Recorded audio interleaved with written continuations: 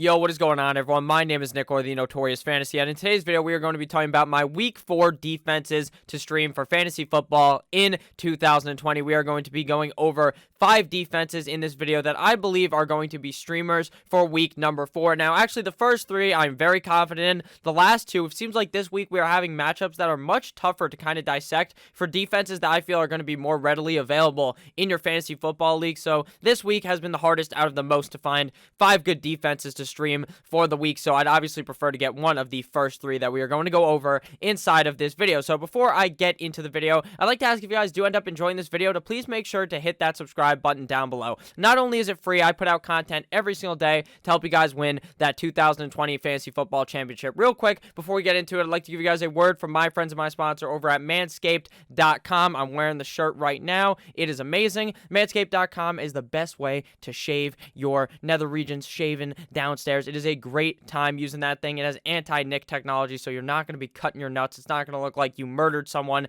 in the bathroom when you're shaving. You're going to be all good. So manscaped.com, make sure you check that out. Code Notorious at checkout for 20% off as well as free shipping. So make sure you guys check that out. But now it's time to get into it. Week 4 defenses to stream. So we begin here with the Los Angeles Rams going up against the New York Football Giants. Now, week 3, they played up against the Buffalo Bills, the Rams, I should say. And this is a tough matchup. It really was a tough matchup. We saw them fight tooth and nail to get into the game. The Bills almost choked a 28-3 lead like they were the Atlanta Falcons. So against Buffalo, they did end up getting 4 sacks, 1 interception, 1 fumble recovery, and they allowed 35 points to the Buffalo Bills. But the Buffalo Bills are a very tough beat. The Buffalo Bills are a very good offense, a team that is coached very well, a team with wide receivers that are very good with Stephon Diggs and friends. Obviously, John Brown didn't do all that good against them, but he's also a solid piece of that offense with some good running backs. So obviously, you're in a scenario here where the Rams did face a tougher opponent, so they didn't do as good, but they still got 4 sacks, they still got an interception,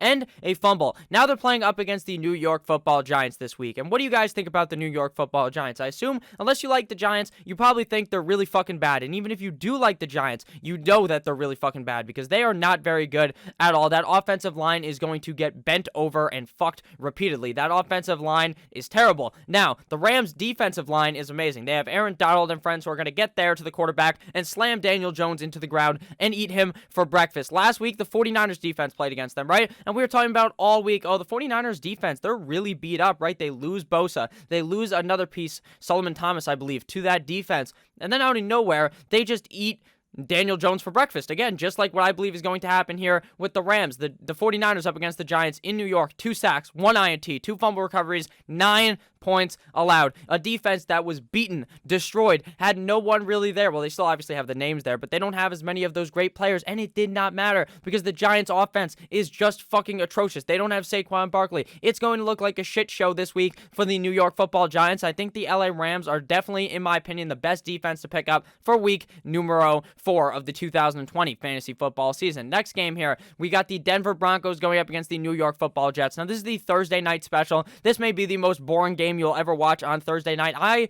will watch it, but oh man, it's gonna be so boring. Now, I watch every single game because I like football, and we only have 17 weeks of the regular season, so I gotta watch it. But with that said, man, this is going to be such a bad game. The Broncos defense did not look very good last week up against the Tampa Bay Buccaneers. 2 sacks, 26 points allowed. But they're playing the Jets. The Jets defense last week up against the Jets offense last week, the Colts defense got 2 sacks against them. 3 INTs. 3 interceptions. 3 interceptions. You read that correctly. 3 interceptions, 1 safety. They scored 2 fucking touchdowns. They scored more touchdowns than Sam Darnold scored in that game. 7 points allowed. They had more points on defense than the Jets offense had in that game. The Jets offense is terrible. The Jets offense looks deceased. It literally is crawling across the field like a fucking snail. Adam Gase somehow did not get fired after that game. He somehow got to fly home from Indianapolis. He somehow did not get left there. He did not get his head cut off. He somehow made it home, and it makes no sense to me. This New York Football Jets team is poorly coached, poorly ran. They trade away Jamal Adams. They have nothing on defense. They have nothing on offense. All the wide receivers are hurt. Le'Veon Bell is hurt. They just have nothing there. And Sam Darnold is legitimately looking like he just looks so deflated.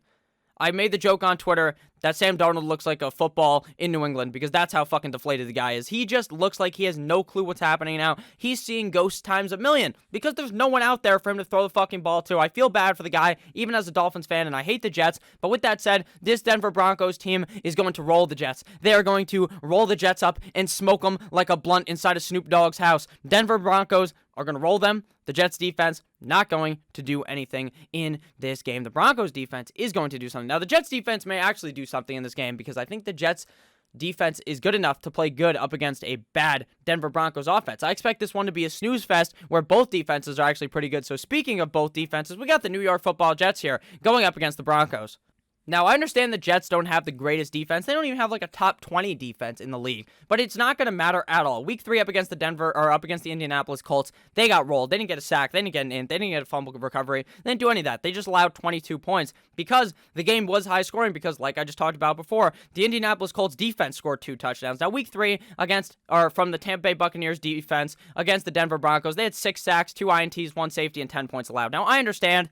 Hey, Nick, you understand that the Tampa Bay defense is better than the Jets defense. Yes, I understand. But I'm just saying the Jets aren't the worst stream for this week. They actually have a very solid matchup here up against the Denver Broncos. And I would not be surprised if the Jets actually were very sleeper. No one's going to probably pick them up because they're the Jets defense. But this matchup is very good, and it's not necessarily all about how good the defense is. More of the time, it's based upon how good the offense is. And when you have the Broncos that just have no one now, Cortland Sutton hurt, the team just did not look very good. Jeff Driscoll gets pulled in that game up against the Tampa Bay Buccaneers. Is Blake Bortles going to play? If Blake Bortles is going to play, I may be a bit scared to start the Jets because Blake Bortles, he's just a wild-ass quarterback, and he could do anything. But he could also probably throw 7 picks in this game up against the Jets. So with that said, I like the New York Football Jets this week. I don't love them as much as the first two, but I do feel pretty confident in them. Next defense here, we got the Tennessee Titans going up against the Pittsburgh Steelers in Tennessee. If you guys have enjoyed this video thus far, again, I'd like to remind you to please make sure to hit that subscribe button down below because not only is it free, I put out content every single day to help you guys win that 2020 Fantasy Football Championship. To further expound here on the Tennessee Titans, Week 3 up against the Minnesota Vikings. They ate Kirk Cousins for lunch, for dinner, for breakfast, for fucking dessert. I don't even know what you would say because Kirk Cousins was not liking it on Sunday. 2 sacks, 2 INTs, 1 fumble recovery. They did end up putting 30 points up on the board because the Minnesota Vikings offense did look much better than we saw in week number 1. Now, or week number 1 and 2, I would say, because the Vikings just did not look all that good the first 2 weeks of the season.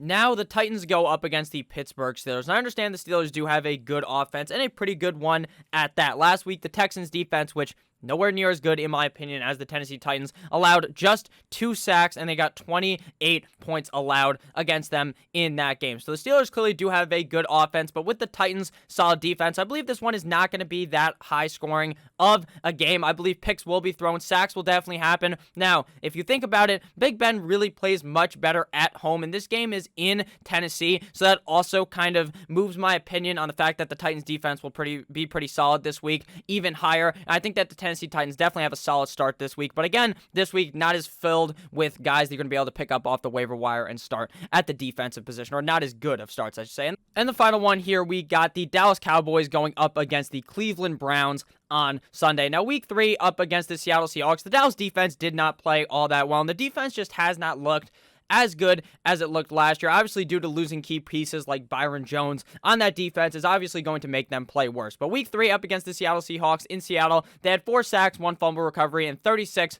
points allowed. But that is, again, against one of the best teams in the NFL. The Seattle Seahawks look like world beaters. They look like one of the favorites to win the Super Bowl this year, at least in my opinion, with how Russell Wilson is playing. Now, they get to go up against the Cleveland Browns, quarterbacked by a guy who not a lot of people are super bought into in Baker Mayfield. A lot of people are kind of not all that bought in on the Cleveland Browns. Now, this is the first time the Browns have been 2-1, or not even 2-1, have had a positive win record over 500 since week 15 of 2014.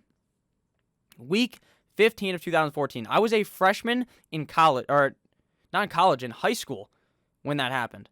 Or sophomore, maybe. I'm not good at math, but I was really young the last time the Browns had an above 500 record. So that's just something crazy. Interesting tidbit of information for you there. But week 3, the Browns up against the Washington football team. The Washington defense had 3 sacks against them, 2 INTs, and they had 23 points allowed. So the Browns Their offense was pretty good, but still, they did struggle in the game up against the Washington football team defense. And now that team did end up losing Chase Young during the game. He ended up getting hurt. So a lot of the game, that was without their best player on defense. The Cowboys could definitely play quite well up against the Cleveland Browns. It's more on kind of hedging, thinking that the Browns offense won't be as good, rather than thinking about how good the Dallas defense is good. But with that said, that's really the only thing you can do with taking a defense. A lot of the time, it's not about how good the defense is. It's about how you feel the offense will play up against another defense, and the Dallas Cowboys will be able to provide pressure against Baker Mayfield because their offensive line is not like the most amazing offensive line in the league. So thank you guys all for watching. If you guys ended up enjoying this video, again, please make sure to hit that subscribe button down below. I love each and every single one of you guys. Check out Manscaped, code Notorious at checkout for 20% off, as well as free shipping. I love each and every single one of you guys, and I'll see you motherfuckers later with another banger of a video. Goodbye!